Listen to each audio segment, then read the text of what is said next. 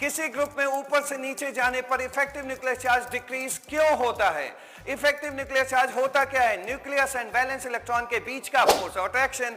अब ध्यान से देखो, जब ग्रुप में ऊपर से नीचे जाओगे तो नंबर ऑफ शेल बढ़ेंगे, और जब नंबर ऑफ शेल बढ़ेंगे तो न्यूक्लियस एंड वैलेंस इलेक्ट्रॉन के बीच डिस्टेंस बढ़ेगा, और जब न्यूक्लियस एंड वैलेंस इलेक्ट्रॉन के बीच डिस्टेंस बढ़ेगा तो न्यूक्लियस एंड वैलेंस इलेक्ट्रॉन के बीच फोर्स ऑफ अट्रैक्शन कम हो जाएगा, और इसी फोर्स ऑफ अट्रैक्शन को तो इफेक्टिव न्यूक्लियर चार्ज कहते हैं। तो इस तरह ग्रुप में ऊपर से नीचे जाने पर इफेक्टिव न्यूक्लियर चार्ज कहने का मतलब फोर्स ऑफ अट्रैक्शन कम होता जाता है। लेकिन इन सब के पीछे असल कॉन्सेप्ट तो नंबर ऑफ इनर इलेक्ट्रॉन्स का है। ध्यान से देखो, जब ग्रुप में ऊपर से नीचे जाओगे तो नंबर ऑफ इनर इलेक्ट्रॉन्स बढ़ते जाएंगे, तो इस तरह inner electron and valence electron के बीच शील्डिंग इफेक्ट, कहने का मतलब inner electron and valence electron के बीच रिपल्शन बढ़ता जाएगा। और जब ये inner electron and valence electron के बीच रिपल्शन बढ़ता जा रहा है तो ऑब्वियस सी बात है कि न्यूक्लियस एंड वैलेंस इलेक्ट्रॉन के बीच फोर्स ऑफ अट्रैक्शन, कहने का मतलब इफेक्टिव न्यूक्लियर चार्ज कम होता जाएगा।